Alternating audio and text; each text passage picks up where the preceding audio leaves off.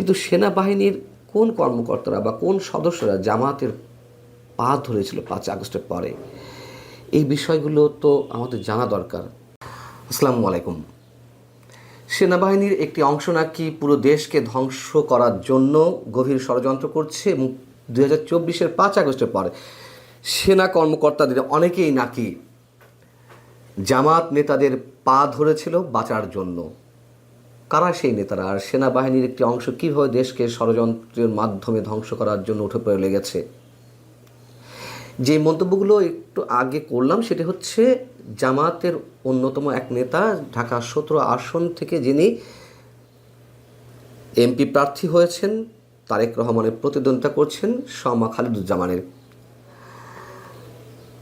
আপনারা অনেকেই এরই মধ্যে হয়তো তার এই বক্তব্যটি শুনেছেন, বেশ ভাইরাল হয়েছে সোশ্যাল মিডিয়াতে।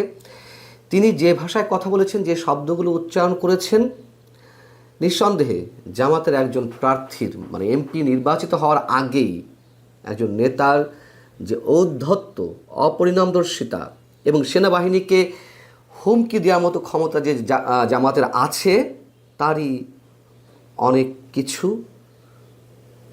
বহিঃপ্রকাশ আমাদের সামনে ঘটল।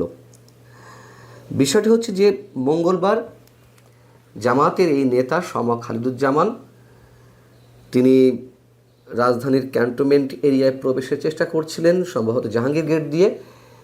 তো স্বাভাবিকভাবে সেখানে সেনাবাহিনীর নিরাপত্তা কর্মীরা তার গাড়ি থামান, প্রত্যেকেরই গাড়ি থামানো হয়, তল্লাশি করা হয় সন্দেহ হলে।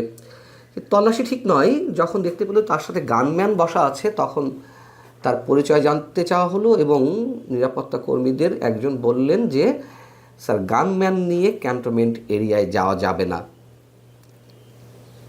এটি নিয়ে ক্যান্টনমেন্ট এরিয়ায় প্রবেশের কোনো নিয়ম নেই, আপনি এটি রেখে যান। খুবই ভদ্রতার সাথে বলছিলেন। তখন একটা পর্যায়ে দুপক্ষের মধ্যে তর্কাতর্কি শুরু হয়। খালিদুজ্জামান উত্তেজিত হয়ে পড়েন। তিনি বলতে থাকেন, আপনারা তো গান নিয়ে বসে আছেন, তারেক জিয়ার ক্ষেত্রে তো আপনারা জিহ্বা দিয়ে রাস্তা চেটে ফেলছেন, আমরা কেন যেতে পারবো না? তারেক জিয়ার সঙ্গে হাজার হাজার অস্ত্র যাচ্ছে। প্রথম কথা হচ্ছে যে তারেক রহমানের জন্য যদি সেনা সদস্যরা জিহ্বা দিয়ে রাস্তা পরিষ্কার করে থাকেন, খুব স্বাভাবিকভাবেই আমরা মনে করি অবশ্যই অন্য অন্য দলের নেতাদের জন্য সেনাবাহিনীর সদস্যদের এটি করা উচিত। আসলে কি বিষয়গুলো তেমন কিছু ঘটেছে? দ্বিতীয় কথা হচ্ছে, তারেক রহমান হাজার হাজার অস্ত্র নিয়ে কোথায় যাচ্ছেন? হাজার হাজার দূরের কথা, মানে তিনি কি একটা অস্ত্র নিয়েও এই মুহূর্তে ক্যান্টনমেন্ট এরিয়ায় ঢুকেছেন সাম্প্রতিক কোনো সময়, অথবা তিনি আদৌ দেশে ফেরার পরে ক্যান্টনমেন্টে ঢোকার চেষ্টা করেছেন কি না?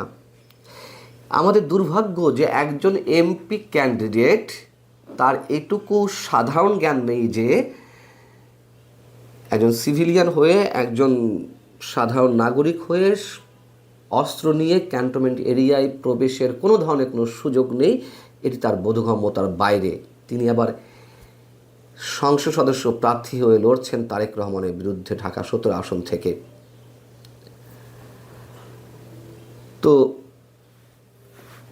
তর্কাতর্কির একটা পর্যায়ে শমা খালিদুজ্জামান বলছেন যে আপনারা পরিকল্পিতভাবে দেশটাকে ধ্বংসের দিকে নিয়ে যাচ্ছেন, পরিকল্পিতভাবে ধ্বংস করছেন।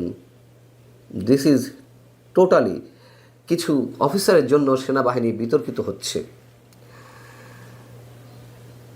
1.5 বছর ধরে 2024-এর 5 আগস্টের পর থেকে জামাতের যারা সঙ্গী, জামাত মনোভাবাপন্ন যেই দলগুলো রয়েছে, তাদের নেতারা যে বিভিন্নভাবে সেনাবাহিনীকে আক্রমণ করে আসছে, ক্যান্টনমেন্ট উড়িয়ে দেওয়া হবে, ক্যান্টনমেন্ট গুড়িয়ে দেওয়া হবে, নানান ধরনের হুমকি দিয়ে আসছে।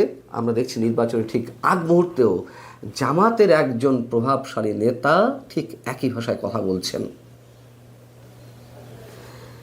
তিনি বলছেন যে ওই সময় বলতে থাকেন, আপনারা তো আমাকে আটকে রেখেছেন, সেনাবাহিনী দেশের সম্পদ, এই সম্পদকে আপনারা বিতর্কিত করছেন ব্যক্তি স্বার্থে সরকারকে ও প্রশাসনকে আপনারা বিতর্কিত করছেন, সেনাবাহিনী নাকি সব কিছু করছে, একটা ডিসঅ্যাপয়েন্টিং সিচুয়েশন করে রেখেছেন সারা দেশে, আপনাদের জন্য তাড়াতাড়ি দেশটা উশৃঙ্খল হবে।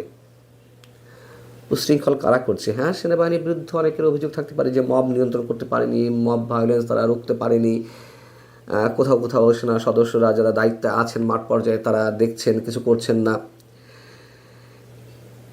কিন্তু সেই মব ভায়োলেন্সটি কারা করছে?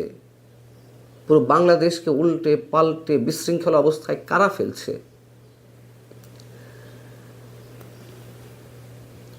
ওই নিরাপত্তা কর্মী যখন বাধ্য হয়ে তার এক ঊর্ধ্বতন কর্মকর্তাকে ফোন দিলেন যে স্যার পারা যাচ্ছে না, একজন গানম্যান নিয়ে ঢুকে যাচ্ছে, স্যার আমি কী করবো, অ্যালাউ করবো কি না, তখন মোবাইল ফোনে ওই কর্মকর্তার সঙ্গে মিস্টার খালিদুজ্জামান তিনি কথা বলতে চান, কথা বলার সুযোগ দেওয়া হয়। তখন তাকেও বলতে থাকেন যে আমাকে তো নির্বাচন কমিশন থেকে নিরাপত্তার জন্য গানম্যান দেওয়া হয়েছে, আবার আপনি আমাকে যেতে দেবেন না কেন? তাদের সাথে উপর থেকে কী কথাবার্তা হয় সেটি বোঝা যাচ্ছিল না। তো নিরাপত্তা কর্মীদের একজন আবার তাকে বলছেন যে স্যার আপনি ক্যান্টনমেন্টে অবশ্যই যেতে পারবেন, কেন যেতে পারবেন না? এবং ক্যান্টনমেন্টে যদি মানে আপনার নিজের যদি নিরাপত্তাহীনতা কোনো বিষয় থেকে থাকে, ক্যান্টনমেন্ট এরিয়ায় নিরাপত্তা দেওয়ার সার্বিক দায়িত্ব সেনাবাহিনীর, আমরা রয়েছি, ক্যান্টনমেন্টে আপনি সেফ। এর সময় আবার ঊর্ধ্বতন এক কর্মকর্তা ওই ফোনেই নিরাপত্তা কর্মীদের বলছেন যে বডি ক্যামেরা অন করো। এই সময় তিনি আবার তার গাড়িতে থাকা তার সঙ্গীদের কাউকে বলছেন তোমরা ভিডিও করো। তখন নিরাপত্তা কর্মী আবার বলছেন স্যার না, এখানে ভিডিও করা যাবে না। এই প্রসঙ্গটি এই কারণে নিয়ে আসলাম যে মানে কতটা অজ্ঞতা সম্পন্ন একজন ব্যক্তি এমপি হতে পারে। এমপি কারা হতে পারেন না পারেন সেটি আমরা জানি। এর আগের সংসদ সদস্য যারা ছিলেন তাদের মধ্যেও যে কতজন অক্ষর জ্ঞান সম্পন্ন ছিলেন, কতটা সুশিক্ষিত ছিলেন, স্বশিক্ষিত ছিলেন, কতটা আইন প্রণয়নের ক্ষমতা তাদের ছিল, সেগুলো তো নিশ্চয়ই আর বলার অপেক্ষা রাখে না। তো এই যে ব্যক্তিটি তিনি যে তাদের বাইরে কিনা, এই জন্যই এই প্রসঙ্গটি নিয়ে এলাম। ক্যান্টনমেন্ট এরিয়ায় নিশ্চয় অন্য কারোর ভিডিও করার কোনো অনুমতি নেই। ইভেন সংবাদকর্মীদের ক্যামেরাও ঢুকতে দেওয়া হয় না, মিডিয়ার গাড়ি ঢুকতে দেওয়া হয় না পর্যন্ত। সেখানে তার এতটুকু জ্ঞান নেই যে তিনি ভিডিও করতে পারবেন কি না। তিনি বলছেন যে আপনারা পারছেন ভিডিও করতে, আমি পারবো না কেন? এটা কোনো কথা হলো? এটা তো নিরাপত্তা কর্মীদের কাজ, ক্যান্টনমেন্টের নিরাপত্তা সুরক্ষার জন্য। একটা পর্যায়ে জামাত প্রার্থী বলছেন শোনেন, এই সময় সব সময় থাকবে না, আপনাদের সময় সব সময় সমান যায় না। বহু বড় বড় অফিসাররা 5 আগস্টের পর পা ধরেছেন আমাদের কাছে গিয়ে। আমি কিছু বলিনি, আমরা এমন কুকুরের মতো পা চাটা হইনি, ঠিক আছে? আপনারা তো গোলাম হয়ে আছেন, আপনারা অলরেডি গোলাম হয়ে গেছেন, দেশটা বিক্রি করে দিয়েছেন একটি দলের কাছে, পরিকল্পিতভাবে গোলাম হয়ে গেছেন। এর আগে তো অনেক সময় অভিযোগ করা হয়েছে যে আওয়ামী লীগের কাছে সেনাবাহিনী বিক্রি হয়ে গেছে, আবার এখন বলা হচ্ছে একটি দলের কাছে বিক্রি হয়ে গেছে, তার মানে বিএনপির কাছে বিক্রি হয়ে গেছে সেনাবাহিনী। কিন্তু প্রশ্ন হচ্ছে সব যাকে এই ধরনের কথাবার্তা হয়তো অপ্রয়োজনীয়তার সঙ্গে অনেক কিছু উঠতে পারে, কিন্তু সেনাবাহিনীর কোন কর্মকর্তারা বা কোন সদস্যরা জামাতের পা ধরেছিল 5 আগস্টের পরে, এই বিষয়গুলো তো আমাদের জানা দরকার। সত্যিই যদি হয়ে থাকে, এবং আমার মনে হয় এই বিষয়ে আইএসপিআরের একটি বক্তব্য আসা উচিত, অবশ্যই আসা উচিত, নইলে চরম বিভ্রান্তির সৃষ্টি হবে সাধারণ মানুষের মাঝে। ভালো থাকুন সবাই, আল্লাহ হাফেজ।